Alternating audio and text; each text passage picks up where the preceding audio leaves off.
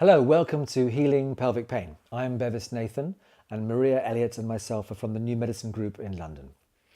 This is the introduction where we'll tell you what the course is like, who it's for, some basic ideas, and what we're going to do on the course.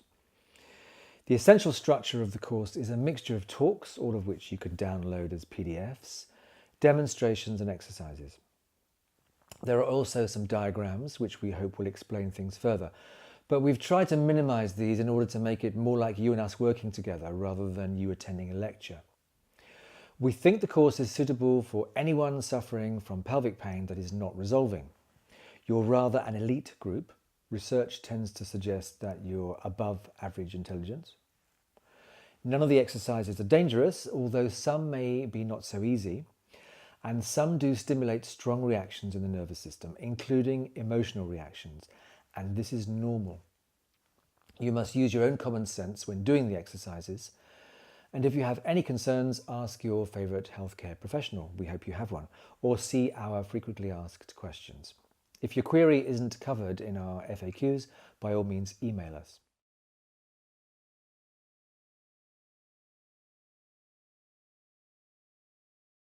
Now, we cover quite a lot of different subjects on the course, and that's because human beings are complex.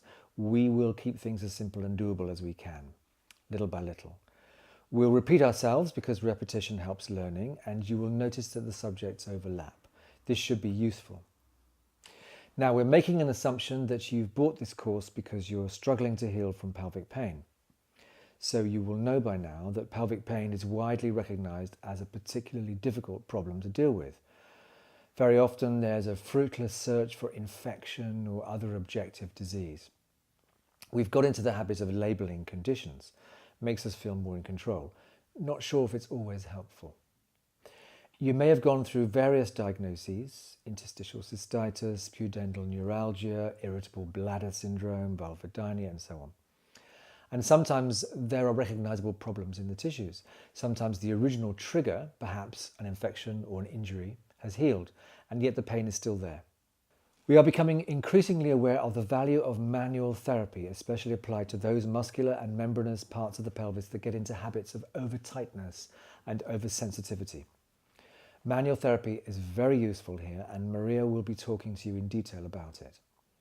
But the tight and sensitive tissues are not the whole story, and the fact remains that most cases of persistent pelvic pain are undiagnosed and undiagnosable by medical science. They're mysterious.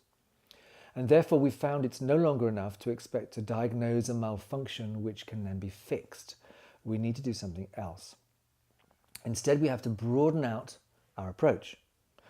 One simple way of doing this is to make a division into three categories.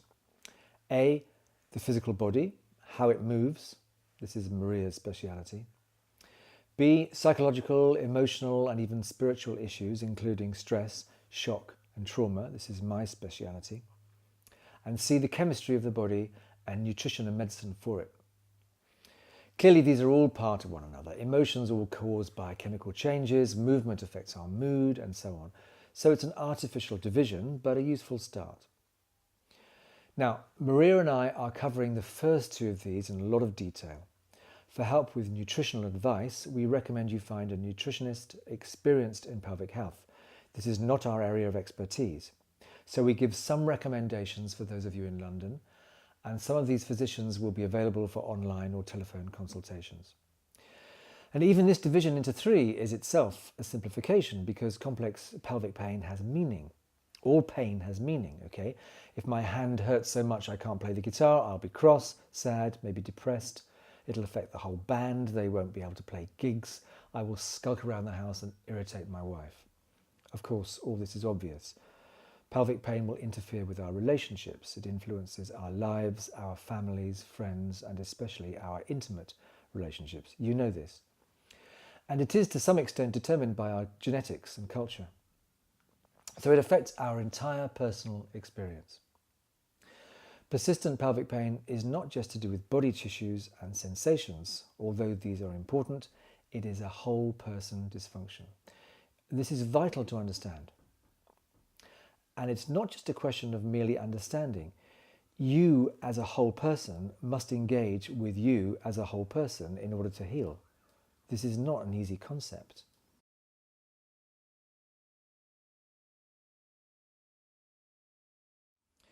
Now, not everyone will find all of what we have to offer helpful. As you take control, which you will, an aspect of this control is the ability to decide what helps. But take your time. As we said above, some of the concepts will be unusual. Don't throw them out without trying them. Really give them a go. One of the problems with chronic pelvic pain is that you are likely to have an overactive adrenaline fight-flight system. And one of the things this does is it keeps things anxious and fast. So we tend to judge too quickly. We gloss over what appears odd or not in our scheme of things. So just watch this tendency gently. It's part of the scanning for danger aspect of the brain, and sometimes it misses important things. Okay, how else are we going to broaden our approach? In what way is this approach different? Well, you will need to show up for yourself. What does this mean? It means you will need to really engage with the material, focus, avoid getting distracted. It's not enough to be passive. Don't just listen, but try to reflect slowly on the material. Give it time to percolate through, especially if it seems at first strange or irrelevant. Talk about it with someone. The reason for doing this is to convert you from someone who depends upon somebody else to make you better into someone who can help make yourself better.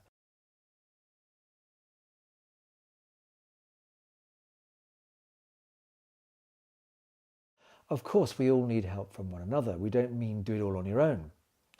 But you need to come back on board as somebody who can make a difference to you. Medicine has tended to make us very passive. Things get done to you. This doesn't work with persistent pelvic pain. You must learn new skills. We've assumed we cannot heal ourselves because medicine has become very powerful.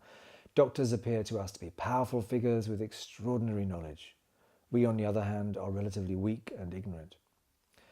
So part of the problem, which we're sure some of you will recognize, is feeling helpless and therefore hopeless. You may have said to yourself, there's nothing I can do. Well, this is not so. There are lots of things you can do. You can take control. We will show you how, and you're going to take control of your body, its behavior, its energy, its very nervous system. You're going to learn to influence and regulate, that is, adjust and normalize your own muscles, nervous system, and your own emotions.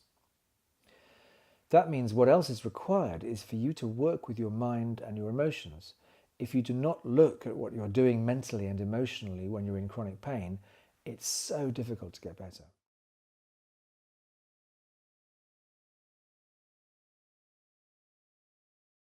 For example, if you're scared of doing something because it might hurt, it is likely to hurt or hurt more. Why? Because pain and fear know each other. They're both forms of distress. They are both mediated by the survival system in the nervous system. Fear winds up the pain and pain winds up the fear. More about this in the next section. So we're going from there's a problem with a bit of my body, who will mend it, to I have this whole person problem, a self problem. I need to learn how I can influence these processes in my body. I need to change my awareness. This is the key. As soon as you accept this, this is the beginning of healing. Think this is a cliche? Every major teacher, philosopher, mystic, leader, healer throughout the millennia has emphasized the importance of building the ability to be aware of the self, thoughts, feelings, emotions, body processes. It is the vital skill. So a requirement is that you are prepared to work on your awareness of your internal self, the life and energy of your own mind and body. If you do this and really honor yourself, you'll make remarkable changes. You'll partially rewire your own nervous system. Another requirement, and part of opening your awareness up, is that you accept that pelvic pain is a whole body problem. Now, we said earlier that it's a whole person problem. That's true. Beliefs, meanings, emotions are always involved. Always. But if pain persists in one part of the body, it suggests that the body as a whole is not integrated. I'll talk more about this in the section on emotion. The nervous system appears to choose which system in the body it can conveniently shut down, disturb, lock up, especially when there has been overwhelming stress. We can't predict how the brain does this. It's a weak link in the chain phenomenon.